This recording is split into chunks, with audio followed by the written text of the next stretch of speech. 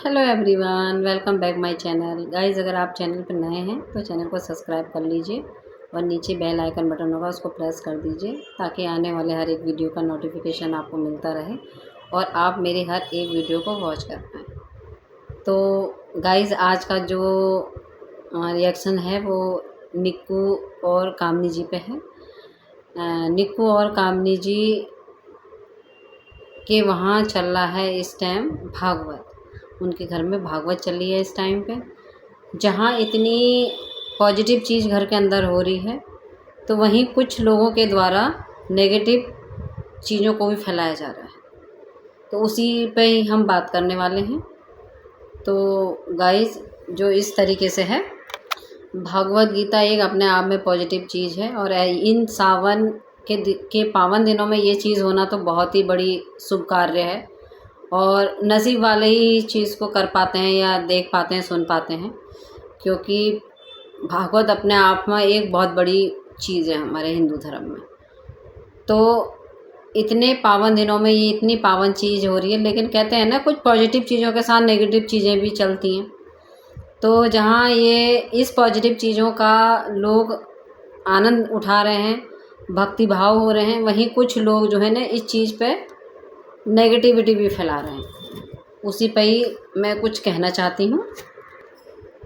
कुछ लोग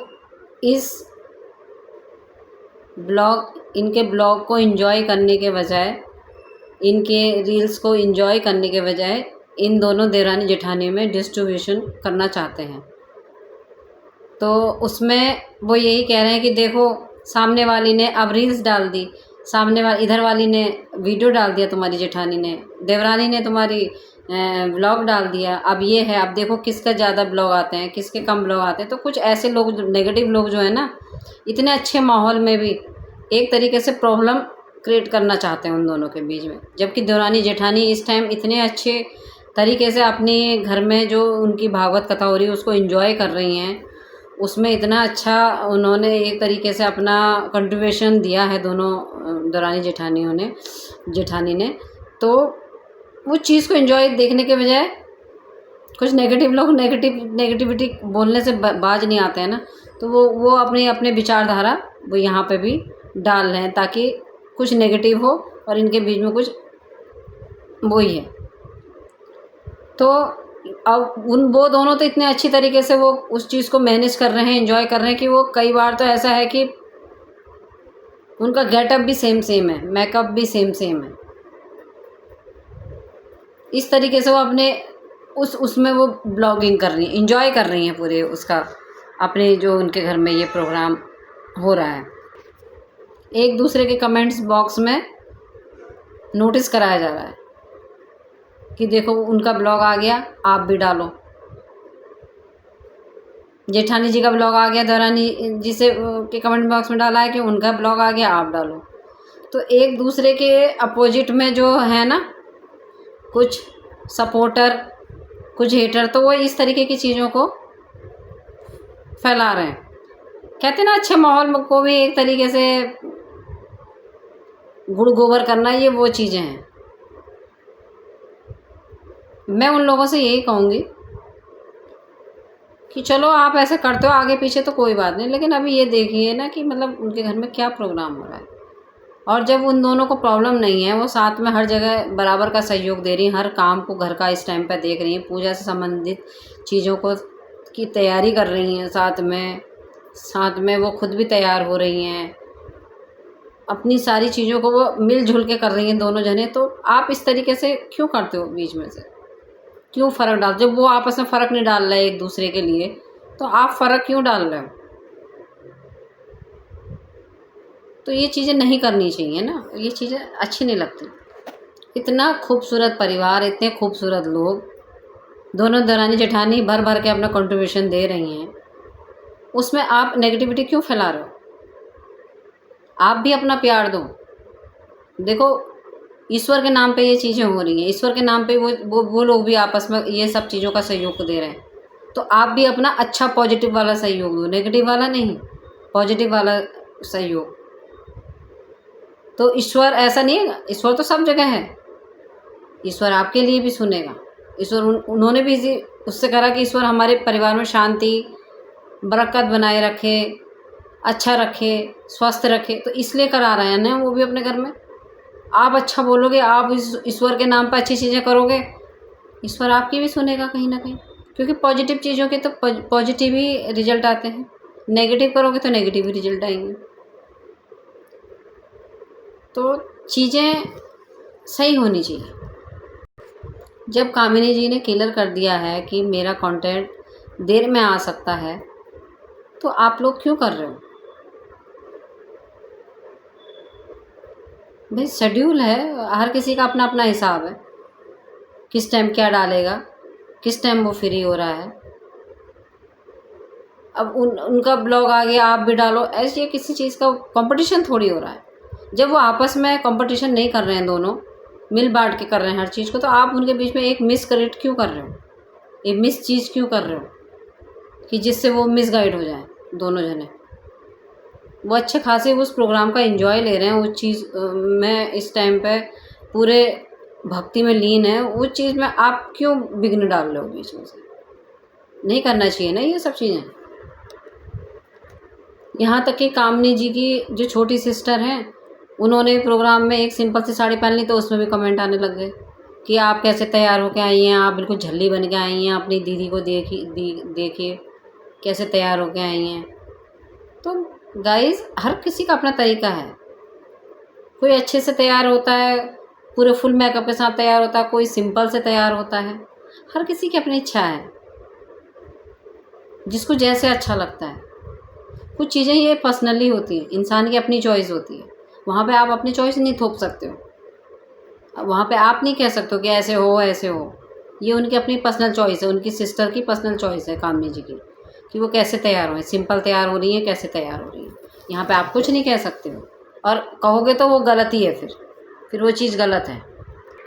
कामनी जी की सिस्टर का कंपेयर कामनी जी की ननद से किया जा रहा है कि उनकी ननद देखो कितना अच्छा तैयार होकर आई हैं, तुम तो बिल्कुल झल्ली बन के तैयार होकर आ गई। तो जिसमें उन्होंने अपने ब्लॉग में क्लियर करा भी, अगर मैं बहुत अच्छे से तैयार होकर जाती तो मेन फंक्शन जिनका था वो नहीं दिखते। और ये सच भी है गाइस।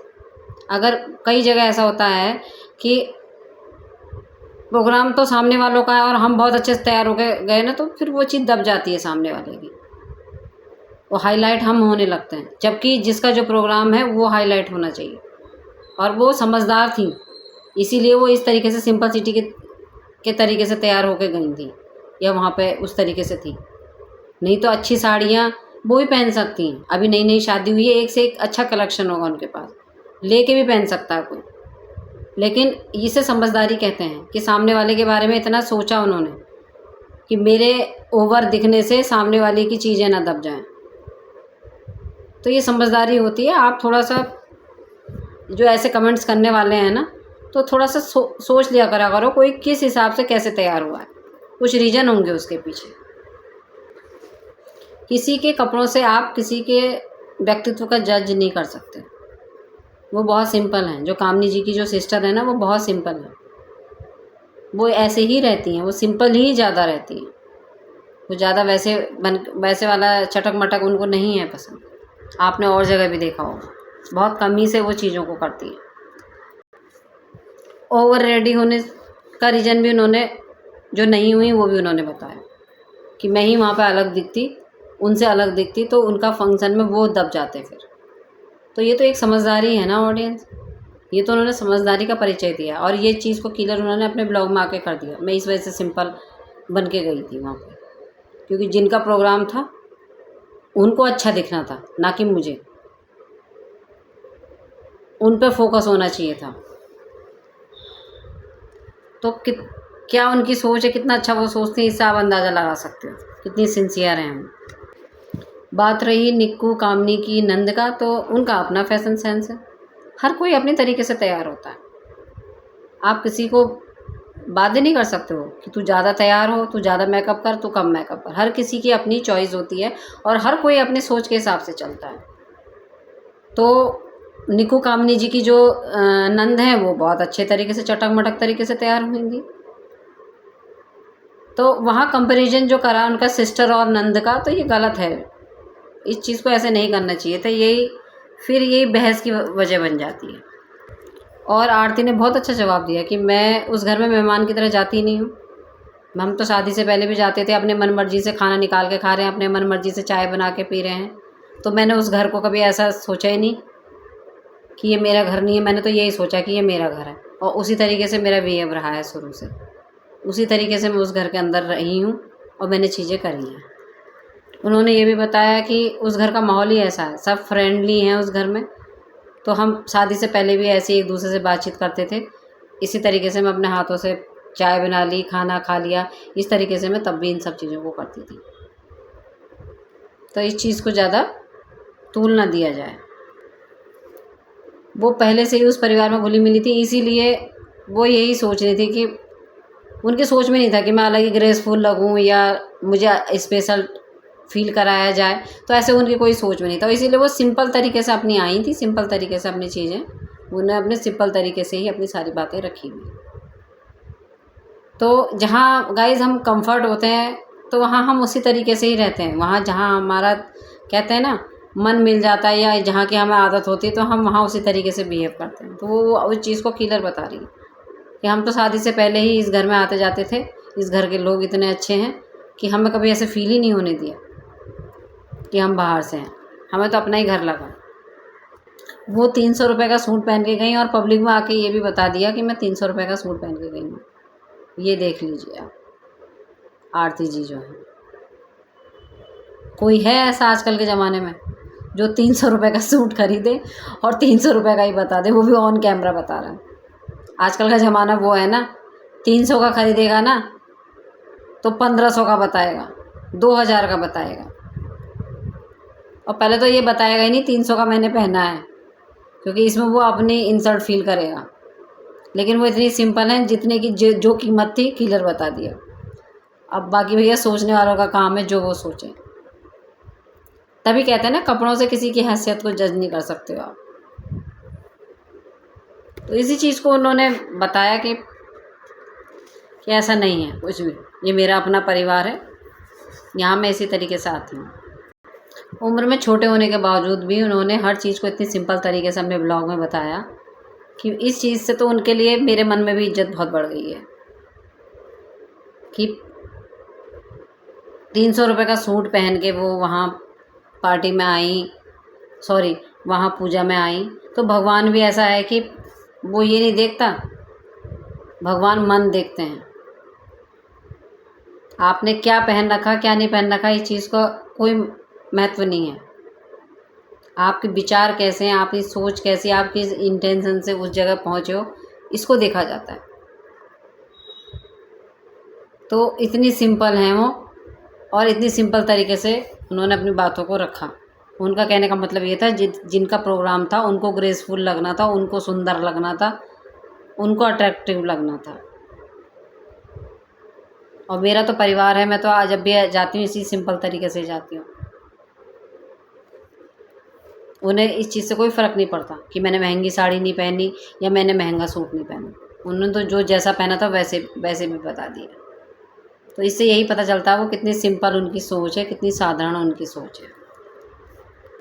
और अपनी बहन के ससुराल का भी मान रखा कि वो पहले भी जैसे मुझे ट्रीट करते थे वो आज भी मुझे वैसे ही ट्रीट करते हैं। वो पहले भी मुझे ऐसी इज्जत देते थे और आज भी मुझे ऐसी इज्जत देते हैं। तो उन्होंने अपनी बहन के ससुराल का भी मान सम्मान बढ़ाया है इस चीज़ को कह के। एक तरीके से उनके अपने संस्कार तो दिख रहे हैं, लेकिन उन्होंने अपने परिवार की, अपनी बहन की चीज़ों का इतनी अच्छे से उस चीज़ को समझाया है कि अपनी बहन की इज्जत भी उनके ससुराल में बढ़ा दी है। कमेंट सेक्शन में मैंने निक्की की मम्मी के लिए भी अच्छे अच्छे कमेंट्स देखे कि ऑडियंस उन्हें कितना प्यार कर रही है। तो आप तो आंटी जी, आपको भी अपना एक चैनल खोल लेना चाहिए। आप हम लगे जितना भर भर के ऑडियंस आपको प्यार दे रही है। और सही चीज़ बोलूँ तो निक्की आप ही के ही नेचर के ऊपर गई हैं। उनका भी सेम नेचर यही है, इसी तरीके से बिंदास बोलती हैं, इसी तरीके से बिंदास हुए हैं जैसे आप हो। तो अच्छा लगता है, चीज़ें जब अच्छी होती हैं तो अच्छा लगता है। निक्की का मम्मी का नेचर सेम निक्की की तरह ही है। वो निक्की के नंद को प्यार करती हैं, निक्की के घर के बच्चों को प्यार करती हैं, आरती को इतना प्यार करती हैं। तो कहीं ना कहीं वो निक्की जो है अपनी मम्मी के जैसी ही है। तो गाइज़ इस तरीके से अच्छे एक माहौल, परिवार का माहौल बना है वहाँ पे। लेकिन कुछ नेगेटिव लोगों के नेगेटिव चीज़ों को सुन के ना बड़ा दुख होता है कि एक अच्छे माहौल को भी ख़राब माहौल में कैसे बदलना है, इनका फोकस वहाँ पे होता है। अरे इतने अच्छे पूजा पाठ का माहौल चल रहा है, उस अब तो इस टाइम थोड़ा सा रहने दो, चलो आगे पीछे तो चलो चीज़ें होती रहती हैं, लेकिन जिस टाइम सब कुछ पॉजिटिव हो तो वहाँ पर पॉजिटिव होना चाहिए। और भगवान जी के नाम पे वो लोग इतना अच्छा काम करवा रहे हैं, सहयोग दे रहे हैं, तो आप इतना ही सहयोग दे लो कि आप नेगेटिव कमेंट ना करो, नेगेटिव बातें ना करो, अच्छी बातें पॉजिटिव बातें करो। तो मैं बुरा नहीं कह रही हूँ ऑडियंस, मैं सिर्फ ये कहना चाह रही हूँ उन लोगों से कि अच्छा बोलो, अच्छा सोचो। हर समय नेगेटिव भी अच्छा नहीं होता। ऐसे तो फिर आपको हर चीज़ में बुराई दिखने लगेगी, अगर बुराई ही देखोगे सब चीज़ में तो। और देखो अच्छाई बुराई तो सब जगह है, बुराई है तो अच्छाई भी है, और अच्छाई है तो बुराई भी है। लेकिन हर समय बुराई बुराई करना भी, वो भी एक सही चीज़ नहीं है। तो ऑडियंस इसी के साथ मैं अपना रिएक्शन यहीं पर ही एंड करती हूँ। आप इस बारे में क्या सोचते हो, आप भी बताइएगा, अपनी राय रखिएगा कमेंट बॉक्स पे।